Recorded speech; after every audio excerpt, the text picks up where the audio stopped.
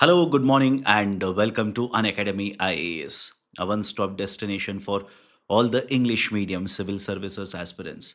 This is Shyam K here, taking up the Hindu news analysis for 17th August 2026. Now, before I start, please confirm that I'm audible and visible for all of you. Those present in the session, please confirm that I'm audible and visible for all of you. Thanks a lot. Let's start. So, in today's discussion, I've taken a total of only 12 articles. Most of them are from the daily edition of Hindu newspaper. Two of them are from Indian Express, and one of the article is from the Press Information Bureau. This has been done in order to ensure that the discussion will be comprehensive, helping you answer the questions in the prelims as well as mains examination. If you're liking the initiative, do not forget to hit the like button. And if you yet to join the Unacademy IAS YouTube channel, kindly do it right now. Before I start, here is a very important announcement. Right now, the Unacademy IAS courses are available at the lowest ever prices of 16,999. I've been told that the offer is going to end on 19th August 2026. Once you enroll, you'll get access to the live and recorded classes in English bilingual as well as Hindi medium. UCAN Current Affairs Initiative, Prelims, and Mains Test Series, amongst the other things. Those interested in enrolling, do check out the details by clicking on the link provided in the description box and use the code IAS English to unlock the lowest price. And beyond certain time period when you subscribe, you also become eligible for CSE Assure and extension of the course. Let me start the discussion now. First important article, understanding Anthropic's move to watermark Claude AI content. Now, what are the important points? Very recently, Anthropic, which basically runs the AI Claude model, has announced that going forward, they will be using watermark to basically denote that the text that you have generated using the Claude AI as well as the image that you have generated using the AI, they will be used or they will have a watermark to denote that this is an AI generated content. Now, with this announcement, although the details of what kind of watermark will be used, is there any procedure to reduce the watermark level or remove the watermark, etc., all of these details are not yet out. But with this kind of an announcement, there has been a lot of concern regarding the usage of AI. Let's understand what are the benefits of watermarking the AI content as well as the concerns associated with the process of watermarking. But first and foremost, why has Anthropic now announced that they will start watermarking the AI content? This policy is due to Anthropic signing European Union's AI Act Article 50 subsection 2. Because of this particular provision, Anthropic now has been forced to provide watermarking or impose the concept of watermarking. Now, what do you mean by watermarking here? Simply, in a nutshell, watermarking is nothing but introducing a symbol in one or the other form, right? Introducing a copyright right symbol or introducing the image right of the company, label of the company or symbol of the company, etc., in any of the text or let's say the image that you have generated. Now, there have been calls for having watermarking of AI generated content. The reasons behind this are very simple. Lot of times, the work is done by, let's say, the students, by the teachers, by many of the authors, etc., using artificial intelligence. And they will create this particular work and they will basically pass it off saying that it is my work. That is this work of, let's say, art, this particular, right, let's say, writing or this answer writing, which some of you, not all of you, some of you will do. They'll basically say that this is my generation. This is basically the work that I've done using my intelligence. But in reality, what could have happened is they've used artificial intelligence. Right? So there is a concern that artificial intelligence is being used to create art, is being used to create, let's say, literary work, etc. Now, by having a watermark, we will be able to ensure that, right, what is created by humans using intelligence, using their mind, etc., we will be able to differentiate from AI generated content. That is the first benefit. Second important benefit is basically in lot of situations, AI generated content in the form of videos, in the form of images, in the form of a combination of a text and image has been passed on, circulated, which is basically a misinformation. For example, let's say my image is put, hypothetically I'm saying, my image is put and below that certain statement which is derogatory in nature is added. And now it will get circulated and a lot of people might simply assume that it was the statement given by me only. As a result of this, my reputation will be damaged. In fact, in many of the cases, there can be FIR filed against me without checking the veracity whether I've actually given this kind of a statement or not. Correct? Everybody is able to understand. So there is a misuse, right? There is always an abuse of artificial intelligence. Misinformation can be spread very, very fast. And moreover, let's imagine some of these, right, AI generated pictures, images, videos, etc. are right promoted in the form of marketing activity.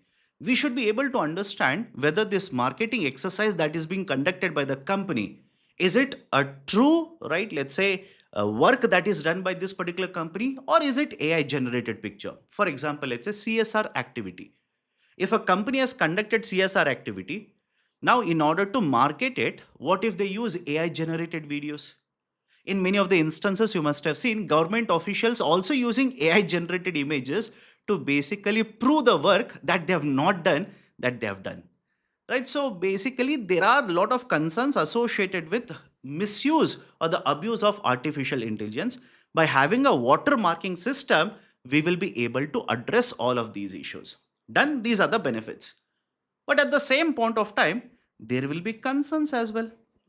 There will be concerns associated with this policy of watermarking. What do I mean by concerns here? Let's imagine I've written a book. Imagine, okay? Let's imagine I've written a book. 99% of the book is my idea. That is creation, wordings, etc. It is my idea. It is my work. I found it very difficult to have, let's say, a conclusion or let's say a certain twist or turn. In that case, 1% of the work, I took the assistance of artificial intelligence. Now, suddenly the watermarking in the text, right? There will be a watermarking. Now, some of you might basically use this particular text to put on, right? Let's say AI, artificial intelligence, ask it to check whether this is AI generated text or not. Now, even though 99% of the work is done by me, it is my creation, only 1% I took the assistance of, let's say, artificial intelligence. Now, this will pop up and say, this is AI generated work. Now, can you imagine the kind of damage that will happen to my reputation? In fact, in recent times, there have been a lot of instances, right? Lot of instances where, right, reputed writers have been, right, let's say they have been accused of using artificial intelligence to create novels, to write books, etc., etc. So that is one concern. Second concern is a lot of us use artificial intelligence. Let's be honest about it. A lot of us use artificial intelligence on day-to-day basis. You will use AI to search how to prepare Indian economy in, right, 5 days. I might use artificial intelligence to search, right, let's say certain history of, right, let's say USA economy, etc. All of us use AI in one or the other way. Now, what if we are using the help of AI, we are writing and the words are, right, let's say similar. Now, in that particular situation, right, the AI work or the work that is done by me and this kind of a research was part of the overall research that I've done. I might have read 100 books, I might have read 10 books, and I've used, let's say, AI as well, right, to write this particular research paper. Now, the AI, when you put this particular data in the AI, it will simply say, this is basically from artificial intelligence. That is also a danger. A lot of us in the offices as well use regularly AI. What if, right, let's say one word or let's say one statement, right, has been flagged by AI having, right, the watermark of AI work. So there are a lot of concerns which have been raised. And moreover, The bigger issue is a lot of these language models now are being provided to us as a paid product. These are being provided to us as a paid product. So if I'm paying the money, why should I be okay with, right? Let's say the watermarking done despite me paying money for getting the access to services. So these are the various benefits as well as the concerns associated with the recent announcement of Claude company, that is the Anthropic company, basically introducing the concept of watermarking the AI content. Is everyone okay with the discussion? Do let me know in the chat section. Is everyone okay with the discussion of this particular topic? Now, based on this, here is a question for you to practice mains answer writing. Like I say, I'll repeat the statement again, even today. Please practice mains answer writing. The increasing use of artificial intelligence has blurred the lines between human created and machine generated content. Examine the challenges this poses to digital trust and information integrity. Right, 250 words, a 15 marker question. Let me move on. Next, before I start with the next important article, here is a very important announcement. Last 10 days, we cover the important concepts from the subject of Indian economy from the book Class 12th Economics of Tamil Nadu Board. Regarding that, every day, right, the 5 MCQs have been given to the learners. Yesterday, I don't know how many of you have appeared for it. Yesterday, there was a mega test of 50 MCQs covering the concepts from the subject of Indian economy targeting the beginners. Now, overall, there are around 100 MCQs. There are 100 MCQs. All these 100 MCQs will be discussed by me. And again, I'm repeating this. Do not expect advanced level questions in the MCQ discussion. Do not expect current affairs questions in this MCQ discussion. Because this 100 MCQ special class series, which will start today at 5 p.m. At 5 p.m., this will be focused on the MCQs on the concepts which are needed for beginners. So today, tomorrow, day after tomorrow, as well as Thursday at 5 p.m., I'll be taking the special classes on the Unacademy platform. Free of cost. All the beginners can use the link which are provided or links which are provided in the description part of the video. Enroll for the session. Once the session starts, you will be notified. Please do join. Now let's start. Next important article, girls conditioned from childhood to take up domestic burden. We have been discussing, and I'm pretty sure all of you have come across these kind of things for a lot of time now, for some time now. That is basically there is a huge disparity in terms of work that is done in India, especially the household work that is done by men and women. But what today's article adds one more dimensions to that particular debate. It basically says that the girls or women are conditioned from the childhood itself that this household work belongs to them. The household work has to be done by them. And that is the precise reason the article simply states that over a period of time, we have conditioned men. Again, I do not endorse this. Right? I hope you understand. Don't simply say, sir, you are talking so much. Does it mean you agree with this? No, right? The economic activity has to be done by all the men and women. Eligible, whoever is capable should be given access to the job market. But the argument basically that is laid down in the argument is that, or in the article is that, from the childhood itself, the girls are conditioned in such a way that they are focused more towards the indoor activities, that is within the household. And the boys who grow on to become male, they are basically conditioned in such a way that they are more focused on outdoor activities, such as, right, in case of girls, cooking activity, in case of boys and male, the farming activity. Now, what are the important points that you need to remember? Again, I'm repeating this. You have come across these concepts multiple times. Let's not waste too much time in this. What are the important points? Let's have a look at it. According to the Time Use Survey, there is Ministry of Statistics and Program Implementation.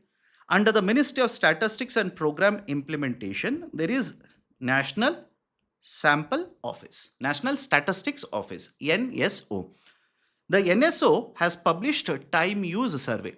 The time use survey basically measures out of the total time we spent on day-to-day basis, out of the total time we spent, how much of the time is spent on economic activities, that is the activities where the earning is done, as well as the non-earning activities. For example, I work outside in the office. That is a economic activity where I earn money. Whereas if I work in the household, such as cooking, cleaning, etc., these are non-monetized activities. So, how much of the time is spent for earning as well as non-earning activities? That is basically the focus on time use survey. Done. Now, the time use survey 2025, the 2025 TUS is the second TUS. When was the first time use survey conducted in India? The first time use survey was conducted back in the year 2019. Back in the year 2019. So, according to the TUS 2025, it highlights that there is a division of labor. There is a division of labor in India. And this division of labor emerges, right, in adulthood, but begins in the childhood itself. Begins in the childhood. What do I mean by this? Please have a look at the data that is provided in the TUS. Look at the data.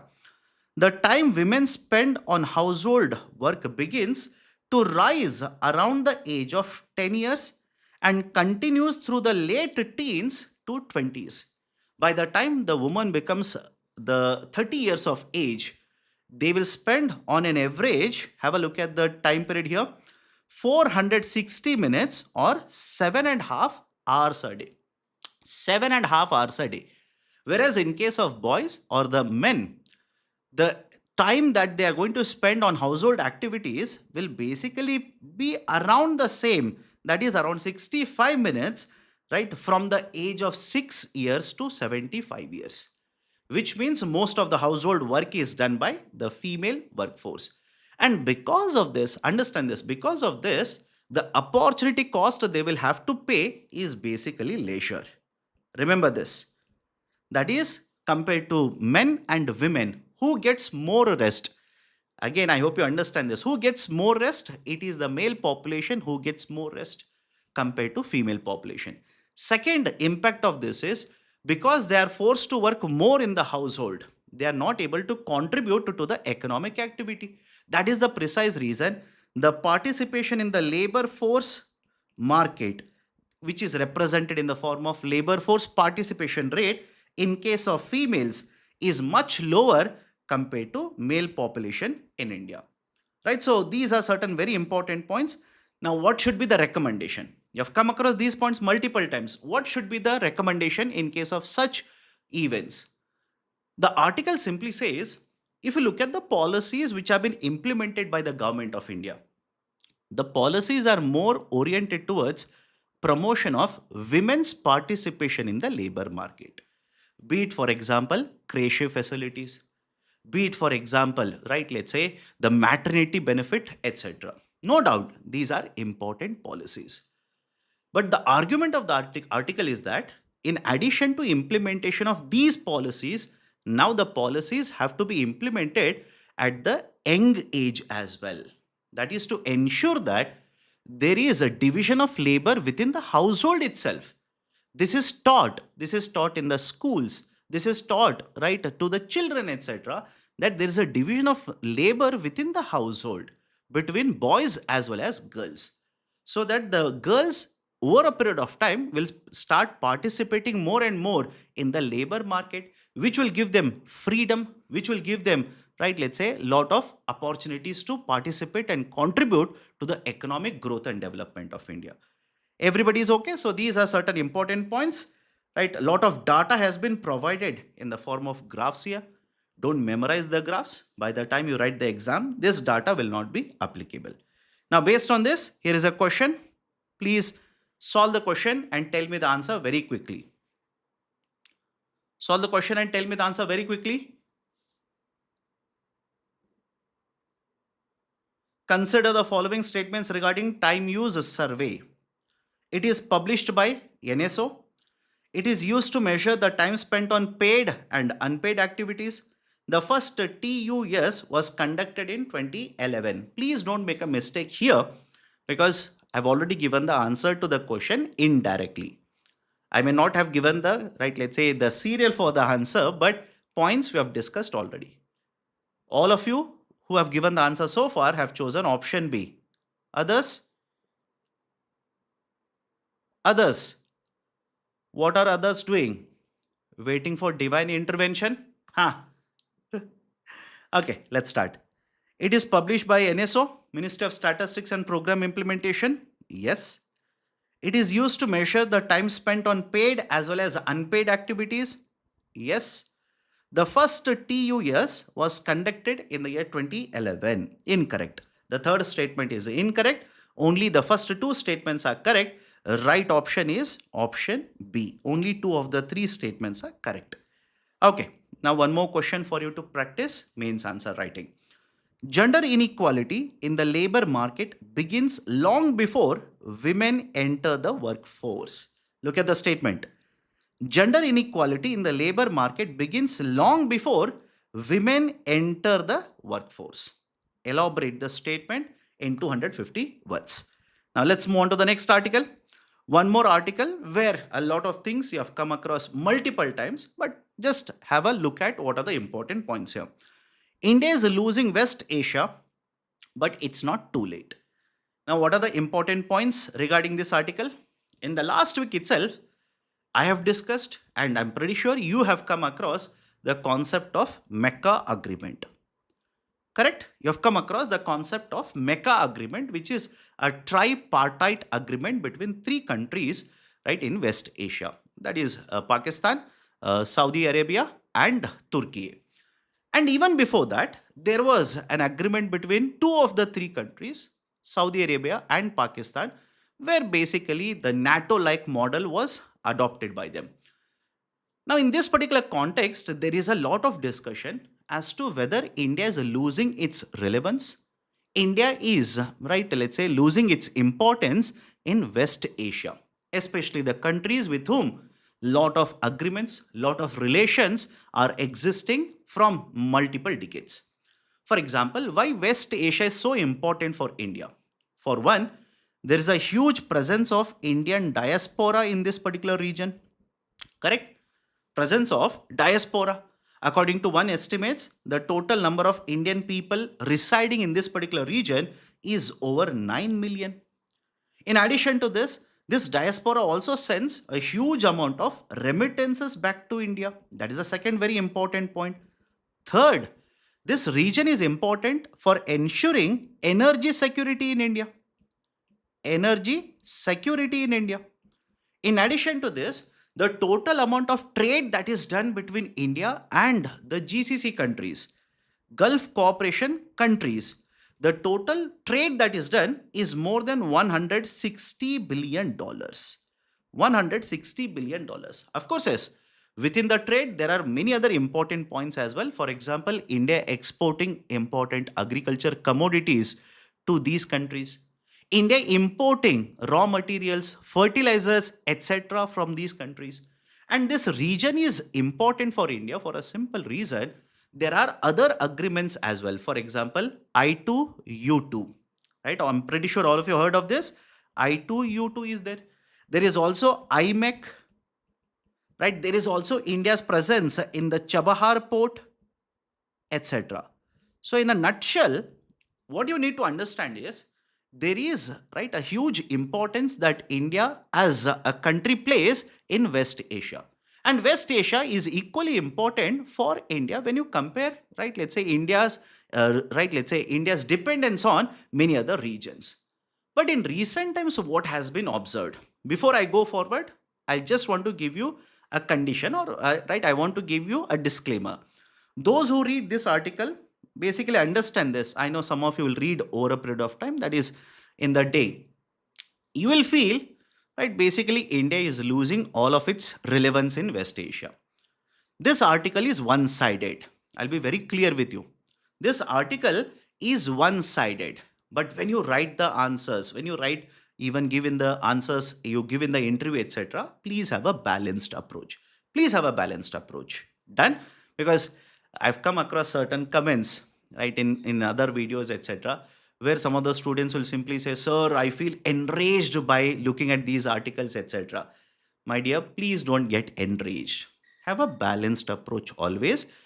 right? And please understand, by reading only one article, you may not get the complete information.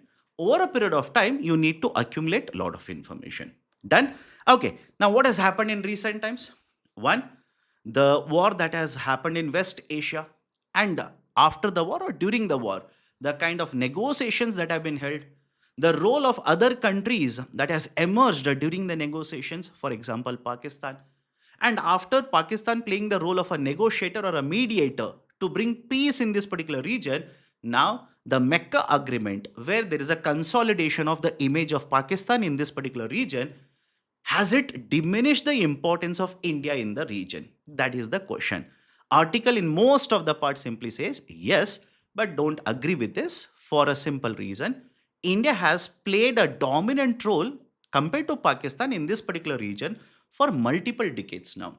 For example, in terms of trade, I've told you, India conducts a huge amount of trade with Gulf cooperation countries. India has very close relations with Iran on one side as well as Israel on the other side. India has multiple agreements with Israel, right? So, and in addition to this, India has to be careful about this kind of a, let's say, grouping that is taking place in West Asia. For example, Mecca agreement. Why India has to be careful? It's not a big concern that India will do something immediately, but it is a point to be noted. India has to be ready for what can happen in the coming days. That is a simple, right, agreement, or let's say a simple connection between Turkey and Pakistan. During the Pahalgam attacks and after the Pahalgam attacks, when India conducted Operation Sindoor, Turkey supported Pakistan. So if there is a defense agreement now and Turkey will start supporting Pakistan in terms of supplying arms, ammunitions, technology, etc., definitely yes, this will be a cause of concern for India, which India should be ready for. In addition to this, India's relations with many of the countries within the GCC are very solid, very stable right now. For example, India's relations with United Arab Emirates. In the last couple of months itself, multiple, right, let's say outcomes have taken place within this particular agreement or within this particular relationship. And in the last couple of years, the relations between India as well as Saudi Arabia, they have also improved a lot, right? So India has also signed multiple trade agreements with the member countries within this particular region. For example, be it the trade agreement between India and UAE, be it the trade agreement between India and Oman, etc. So there is not a big concern right now, but India has to take into consideration all of these particular points in terms of formulating its upcoming foreign policy. So what can be the way forward? What can be the way forward? One of the way forwards that you will have to recommend is India needs to build the trade relations with these countries. Many of these particular countries basically are experiencing problems because of the war that is happening in West Asia. So, in order to supply required skilled labor, there is a need for close connections. In order to supply right humanitarian assistance, there is a need for close connections. In order to provide assistance, right, maybe in the form of, let's say, the required agriculture commodities, etc., there is a need for a close connection between India and the countries in West Asia. So there is a lot to be done in the coming days in terms of, right, taking the relations between the India on one side and the Gulf cooperation countries along with many other countries in West Asia to the next level. So these are certain important points in the context of the article. Again, I'm saying have a balanced viewpoint. Have a balanced viewpoint. Don't only take what is given in the article, which is almost opposed to or negative in nature in terms of India's interest. Now, let's move forward. Next article. Everybody is okay with the discussion so far? Do let me know. Everybody is okay with the discussion so far? None of you are sleeping? None of you have dozed off? Okay, let's move forward. Next article. FDA issues show cause notice to the three actors Ajay Devgan, Shah Rukh Khan, and Tiger Shroff. This particular show cause notice has been issued over the participation of these three actors in promotion of one of the products. I'm pretty sure all of you heard of Vimal Ilaichi. But be honest, by the way, before I go forward, be honest, by the way. How many of you, right, basically looked at the ad and simply understood that They are promoting Vimal Ilaichi and not Vimal Pan Masala. This is my question to all of you. Be honest. How many of you looked at the ad and simply say, okay, they are promoting Vimal Ilaichi, that is Vimal Cardamom? As if you don't have cardamom in your home, you will go to the market to purchase Vimal Ilaichi. And they are not promoting Vimal Pan Masala. Right? The argument is the same here. There is a concept of surrogate marketing, surrogate advertisement. The idea is very simple. The government of India, under multiple laws, right? For example, there are provisions under FSSAI, there are provisions under COTPA, right? That is Cigarettes and Other Tobacco Products Advertisements Act. There are provisions under, right, let's say multiple other laws. Through the provisions, the governments impose a ban on promotion either directly or indirectly of some of the products. For example, under COTPA, you cannot promote, even through surrogacy, the products which will have tobacco. Under FSSAI, there is a provision which basically says if the food product has certain component of nicotine, etc., that cannot be promoted either directly or indirectly, etc. Now, the show cause notice which has been sent to these actors, and they have been asked to reply in the next 15 days, giving certain details. The argument of the show cause notice is that has been issued by the Food and Drug Administration Authority, Maharashtra. The argument is, why are you involved in the promotion of this particular product, that is Vimal Ilaichi? This product is not promoted in order to ensure that the consumers will purchase Vimal Ilaichi. The brand name is being used in order to promote Vimal Pan Masala products.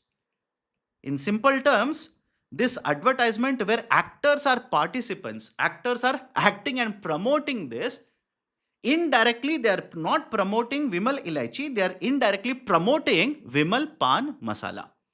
And since 2012, please remember this, since 2012, the state of Maharashtra has imposed a ban on the sale of products which are having, right, nicotine or tobacco content.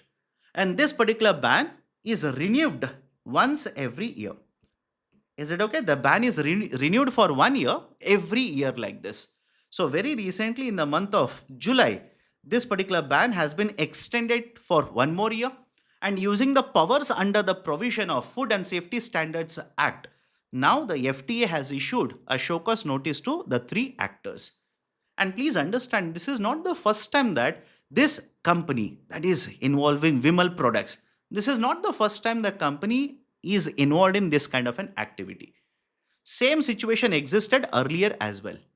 So now the show cause notice has been issued. In 15 days, the actors have been asked to explain what is the procedure they followed, right? Did they do basically the background research, right? What parameters were considered in taking the decision to participate in an ad like this? What was a monetary consideration, etc.? All these details have been asked to be provided by the, right, let's say the actors or the representatives of the actors to the Food and Drug Administration Authority. Done? So this is just an update. Please be very careful. Question can be asked on this line. Please solve the question and tell me quickly what is the correct answer. Which of the following law prohibits surrogate advertising of tobacco products in India? Underline the term surrogate advertisement of tobacco products in India. COTPA 2003, Cable Television Networks Regulation Act of 1995 and MMDR Act of 1957. Which is the correct option? Quickly tell me the correct answer so that we can move on to the next article. Option B. Atesha says option B. Jupiter says option A. Rocky, right? Rocky says option A. Venkatesa says option A. Anushka option A. Priyadarshini option A. Most of you saying option A because earlier I used only name of COTPA, right? I basically uttered COTPA. I said COTPA, cigarettes and other tobacco products act is used. That's the reason you are using that information to say only first one. No, my dear, even the second one is correct. Cable Television Networks Regulation Act of 1995. First one is also correct. Second one also prohibits either direct or indirect marketing of products which includes or which has tobacco content. So right option for the question is right option B 1 and 2. And those are confused, sir. What is this MMDR? Mines and Minerals Development and Regulation Act of 1955. MMDR is basically the acronym or the short form of that particular law that is associated with major and minor mineral activity or mining activity in India, not with the advertisement. So third one is incorrect. Right option is option B. Next important article, panel flags absence of policy to shut mines in Meghalaya. What is the importance? It's simple. There's a concept of rat hole mining. All of you heard of this? Rat hole mining. Right? A very dangerous activity, by the way. Why? Just like rats dig out and keep on moving within very constricted spaces, very small spaces like this, rat hole mining includes the same activity but by mining workers. That is, they will dig out horizontally, they will keep on moving, right, conducting the mining activity, but the area that is used for the movement of the labor here is very small. And because they're crawling into these particular spaces, this is called as, right, let's say rat hole mining activity. Important. And in case of India, multiple times the concept of rat hole mining has been there in the discussion. In the context of Meghalaya, please understand the National Green Tribunal, NGT, back in the year 2014, imposed a ban, recommended or basically announced a ban on the practice of rat hole mining activity. Imposed a ban. But despite imposition of the ban, the article simply says that there have been multiple instances where either illegally the rat hole mining is being conducted, or second, those particular regions where mining was conducted until now, right, before the ban was imposed, etc., these have been left open just like this. And when, right, either illegal activity is conducted or the mines are kept open like this, it is always a danger for animals which are, right, roaming in this particular region, or for the people. Many of the times you must have seen children are harmed because of, right, open spaces like this. In fact, the committee which has been set up by the High Court there has observed and stated that these kind of open spaces, rat hole mining, right, let's say mines, etc., are being used for criminal activities now. Criminal activities, for example, a person is killed and the body is disposed of in this particular mine, right, which is unattended, which is kept open. There is no work that has been conducted to close this particular mine, etc. So regarding this, a committee has been set up, a one-member committee which has been set up by the High Court has given the report. But the concern is that many of the recommendations which have been given by the committee to the state government, these recommendations have not been implemented. They have accepted, but they have not been implemented. For example, the complete closure of rat hole mining. Like I said, there are still certain, right, activities illegally being conducted in terms of rat hole mining.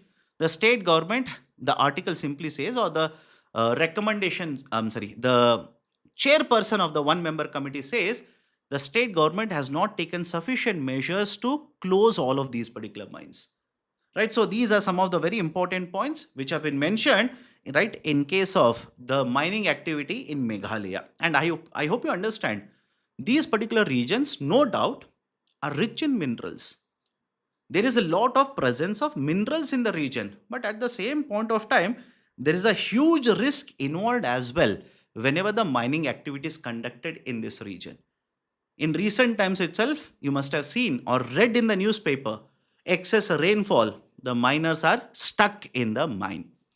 Right, people have, people have got stuck in the mines because of earthquakes, etc. People have died being involved in the rat hole mining activities because of a small seismic activity, etc. So this is a very dangerous activity. And in order to curb it, recommendations are there, but the article simply says the governments are not implementing the recommendations efficiently. Okay, now, one more very important article, Hara mangroves. Hara mangroves, right? What is the importance of this? Right, have a look at this. All of you have come across this particular region in the newspaper for the last one and a half years. Do let me know. right, the Persian Gulf, there will be no one in the civil services, right, let's say group, who will simply say, right, where is this particular Persian Gulf? Where is this Strait of Hormuz? Or for that matter, right, where is the Gulf of Aden? Where is the Red Sea, etc.? And if you ask me, right, if you ask me right now, sir, why Strait of Hormuz was there in the newspaper, right, for the last 1 year? Can you elaborate? I'll simply ask you, my dear, when did you wake up from the coma? When did you directly wake up from coma? Because in the last 1 year, whether you were a civil services aspirant or not, you would have come across this particular, right, Strait of Hormuz, right? Because that has either impacted you directly or indirectly. Okay. Now let's start. Why you should understand one more aspect to this particular discussion. There is this particular mangrove forest protected area. This has come in the newspaper, so please be very careful. Question has been asked already regarding which countries have opening towards a Strait of Hormuz, etc., etc. One more potential area is this particular protected area, Hara Mangrove Forest Protected Area. And why is this important? Please understand, the forest that I'm referring to is a UNESCO Biosphere Reserve. It is a UNESCO Biosphere Reserve, which obviously means there is a lot of protection that needs to be provided to this particular forest region, because it has, right, special types of mangroves. It provides a support for a lot of, right, let's say the bird species which are present in the region. It also has a lot of forest. But the concern in the recent times is that, right, and before I'll tell you the other argument as well. Before I go forward, somebody will ask, sir, the map is not very clearly visible. Can you show it a bit more clearly? Please have a look at this. The angle is different. I hope you understand. The angle is bit different, by the way. This is the mainland of Iran, and this is the island, and here is the Khoran Strait. Please memorize all of this. Here is the Khoran Strait, and here is the Hara Forest. Right? Here is Keshem International Airport. So on this particular island, which has a Khoran Strait between mainland of Iran and Keshem, there is, right, Hara Forest. Please make a note of this potential question for prelims examination. So the concern is very simple. Because of what is happening in this particular region, right, there are attacks on shipping vessels. There are a lot of, right, let's say leakages is happening, etc. Now because of this, right, on one side there is a leakage of oil which has reached to this particular forest region or in the vicinity of it. That is one concern. Second concern is, because of what is happening in this region, right, the West Asia conflict, the preservation activities or the conservation activities that is supposed to be conducted, they are not able to conduct it. As a result of this, the forest region, right, it is shrinking. The forest region is shrinking. So these are certain important points in the context of Hara Mangrove Reserves, right? Please be very careful. A potential question for the upcoming prelims examination. Now let's move on to the next article. Couple of articles I've taken from Indian Express because I want the discussion to be comprehensive. Ashoka era stupa bigger than Sanchi stupa. All of you will come across, right, Sanchi stupa, right? The height of the Sanchi stupa is said to be, right, the height of the Sanchi stupa is said to be around 54 feet. Around 54 feet. Now there is a promotion or there is a push by the state government of Madhya Pradesh to conduct activities or basically excavate certain region which is known as, right, basically, right, Vaishya Tekri, right, Vaishya Tekri. Okay. Now Tekri basically means a mound, right? So you can see the picture here. The Madhya Pradesh government wants certain excavation activities to be conducted in this particular mound. The reason that has been cited is simple. The Sanchi Stupa, which is at around 54 feet height, right, it is a very important monument in Madhya Pradesh. But before Ashoka became the emperor, before Ashoka became the king, it is stated that he also constructed one more stupa here. And this mound, according to the excavations that have been conducted pre-independence, mind you, according to the excavations that have been conducted pre-independence back in the 1938-39, this mound is not naturally created mound. According to the excavation results that have been available, it states that after certain activity, right, that is excavation activities were conducted, certain types of coins have been found in the region. The coins such as, right, the punch marked coins, Avanti coins have been found in this particular region.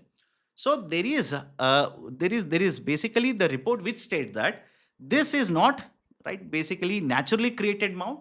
There will be, or there could be, a stupa right below this, remains of the stupa below this. And according to that particular report, this stupa could be having a height of 100 feet.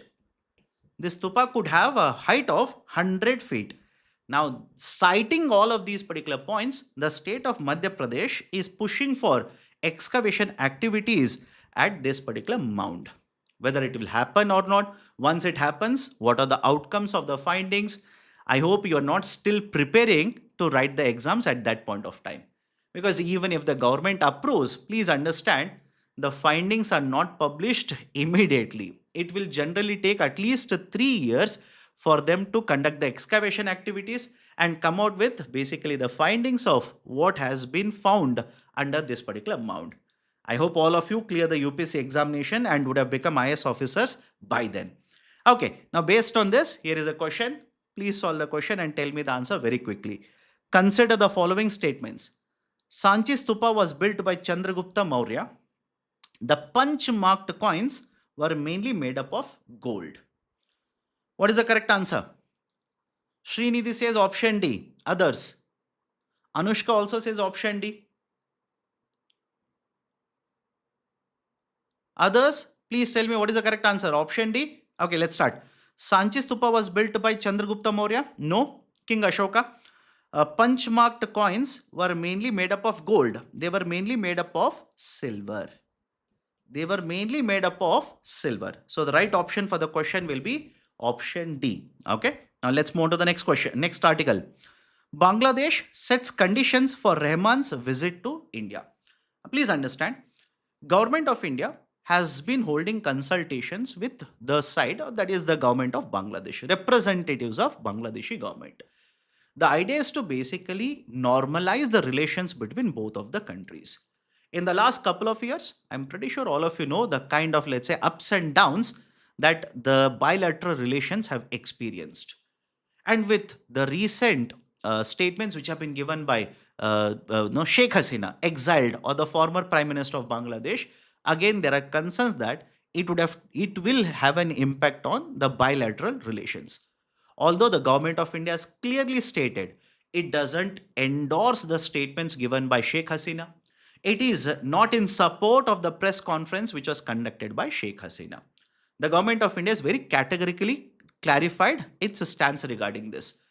But on the other hand, government of India has extended, right, invite to the Prime Minister of Bangladesh either to have a bilateral visit or basically attend the upcoming BRICS summit. In case, right, the BRICS commit, in case of the BRICS summit, India is a chairperson and will be hosting 18th BRICS summit in the month of September. This is a very important point. India is the chairperson and will be hosting 18th BRICS summit in the coming months, that is in the month of September. Right, so these are certain points, and in reply, the Bangladeshi side has categorically stated that they will look at these particular invites favorably, or the Prime Minister of Bangladesh will visit India only if India will accept to, right, deport, send back Sheikh Hasina to face the law or to face the punishment which has been meted out to her, right, in exile. Right, these are certain important points. Just make a note of it. Now, what is the important concept in this? Like I said, 18th BRICS summit. Now, here is a googly for all of you. What is the theme of 18th BRICS summit? Do let me know. What is the theme of 18th BRICS summit? Important point, by the way. Expect these kind of questions in the UPSC prelims. Lot of you have given option C. And Shruti has used an emoji, which I don't understand what is the meaning of that. Okay. I'm not Gen Z. Okay. All of you, those who have given, you have given the option C. Correct. Building for resilience, innovation, cooperation, and sustainability. This is the right option, by the way. People, planet, progress. Anybody knows? Right? This was the theme of which summit? Faster, more inclusive and sustainable growth. This is a central theme of 12th 5-year plan, by the way. This is 12th 5-year plan. Right? So do let me know. A is the theme of which summit? And before you simply say, sir, this was a very easy question, here is one more question. I know a lot of you will be like, sir, this is a very easy question. I've heard of this theme multiple times. So here is a difficult question for you. How many of the following pairs are correctly matched? Year, BRICS summit, right? Or summit and place. Year, summit and place. 2026, 18th BRICS summit, India.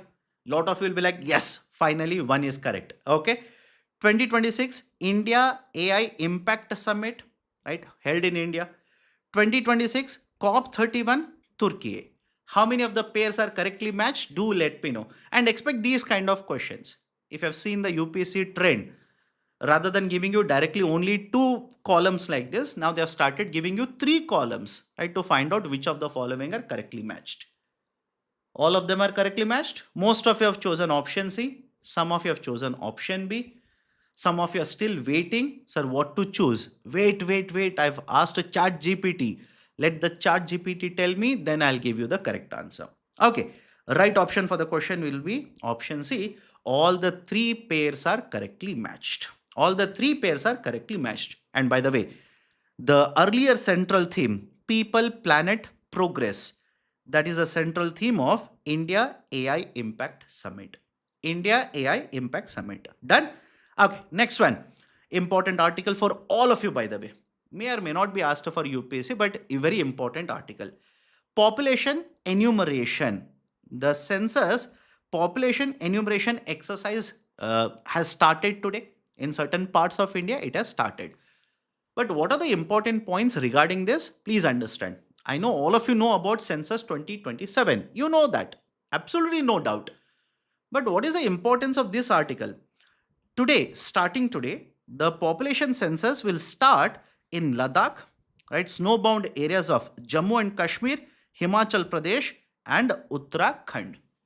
And in rest of India, it is going to start from February 2027. Now, why this article is important? During the course of collecting the data, you should know how many questions are asked from you or asked to you. Right? I hope you understand. How many questions are asked to you? How many questions you are giving the reply? Right? What kind of questions are asked? I'm telling you this because listen to me very carefully. Very recently, the Registrar General of India or the Census Commission basically released a document which has listed out 40 questions which are going to be asked to the respondents during the census. 40 questions, mind you. In the 2011 census, 29 questions. In the 2027 census, 40 questions. And here comes the important part. For the first time in the census, they are going to ask you how many bank accounts you are having. Please be very careful with this. How many bank accounts you are having? They are not asking you, give me the bank account details. They are asking you how many bank accounts you are having. Right? That is one of the question, by the way. Please be very careful. Right? Why? A lot of times people might be fooled into giving or right, basically tricked into giving even the account details. Even the account details. And moreover, whatever information you're going to provide for all these 40 questions, all this information is confidential. Please remember this. Under the Census Act of 1948, right, basically this information is to be confidential. And third, take a note of this. Whether the person who is coming to your house, are they government officials or not? That is, are they, right, let's say, legally allowed to collect information from you under the census? Is there a way to find out? The registrar has basically clarified that they will carry a ID. They will carry the ID. Now you will basically say, right, sorry, ID can be created by anybody. Even today, I'm sitting in my right room. I've got, let's say the printer in my home, color printer. I will also print an ID which says, right, my name is so, and in the bracket, IS officer. You can also print. But the point is, the ID cards will have a QR code. Please remember, right? The ID cards will have a QR codes. If you want to, right, check the validity, if you want to ensure that these personnel who have come to you to ask for the details are, right, legitimate people, you can scan the QR code and check the details. Done? So these are certain important points. 40 questions, 40 questions. If you're living in the regions where from today it is starting, make a note of it. Otherwise, for rest of India, it is going to start from next year. Okay. Now, one more article from the Press Information Bureau. NIELIT launches Cyber Kushti. Cyber Kushti. Please remember the name, right? The authority, right? Authority, basically the full form is National Institute of Electronics and Information Technology. This functions under the Ministry of Information and Technology, MITI, right? It functions under the MITI. This has organized, right, basically this National Cyber Security and AI Hackathon. And the name of the hackathon is Cyber Kushti. What is the speciality of this particular hackathon? Generally, the process in these kind of hackathons is that the people who are participating are asked to find out if there are any loopholes in the system. You are supposed to find out if there are any loopholes in the system. But this Cyber Kushti hackathon doesn't focus on you finding out the loophole. It is basically a process wherein certain data is given to you. And this particular data, which are security protocols, there will be duplication of the data. There will be certain wrong information provided, right? Certain false information is given in this particular data, right? Wrong loopholes are mentioned in this particular data. You will have to find out what is the correct, right, data that is being provided to you and recommend plugging the loopholes wherever wrong information has been provided to you. So in a nutshell, here the focus is not basically asking you to find loopholes in the system. It is basically asking you to, right, display your judgment regarding what is the right protocol in terms of security measures. So this is a specialty of the Cyber Kushti. Please make a note of this. Next, Agniveer Scheme. Right, important points regarding Agniveer Scheme. Updates, by the way. Right, what are the important updates? In this year, these Agniveers who have been inducted into Army and Navy, they are going to complete the 4-year course or 4-year term. Now, after they are going to complete the 4-year term and come out of, right, let's say the Army or for that matter Navy, right, they will be employed where? The discussion is about that. So Government of India has been having discussions in order to, right, bring them into Central Armed Police Forces. Many of the states already have announced reservations. Some of the states have announced reservations in the range of 10%, some states in the range of 20%, etc., to bring in or to basically, right, incorporate the Agniveers completing the 4-year course. Right. So back in the year 2022, right, there were 2,600 Agniveers, right, who were brought onto Indian Navy, and 25,000 Agniveers who entered into Army. Now, all of these are going to complete the 4-year tenure. Is it okay? So, where they will be absorbed, the article discusses that itself. Right. So, whether they will be absorbed in Army, Navy, again, right, in the form of full forces, there is a discussion that is happening. But in Central Armed Police Forces, right, some of these Agniveers will be inducted. Done. So this is an update regarding the Agniveer scheme. And finally, one more article. Okay. Finally, one more article. Just information. Arshdeep Singh Dang. Arshdeep Singh Dang. This is one more article from Indian Express. Why you should remember the name of this particular person? Arshdeep Singh has become Britain's first Sikh fighter pilot since the World War II to be inducted into Royal Air Force. Is it okay? Just factual information. No concept, nothing. Just factual information. He has become the first Sikh after the Second World War to be inducted as a fighter pilot into the Royal Air Force. So please remember the name. Question can be asked in the prelims examination. Done? Right. So these are the various articles, questions, concepts that I wanted to discuss with you people in today's session. Now, if you have liked the discussion, do not forget to hit the like button.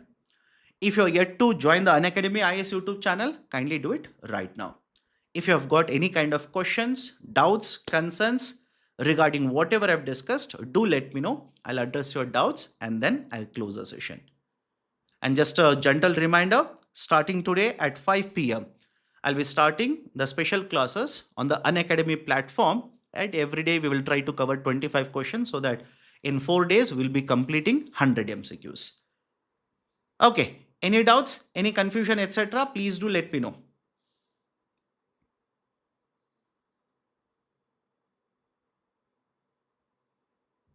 No doubts? Done then. Thanks a lot. Take care. Have a great day. See you all tomorrow, sharp at 10 a.m.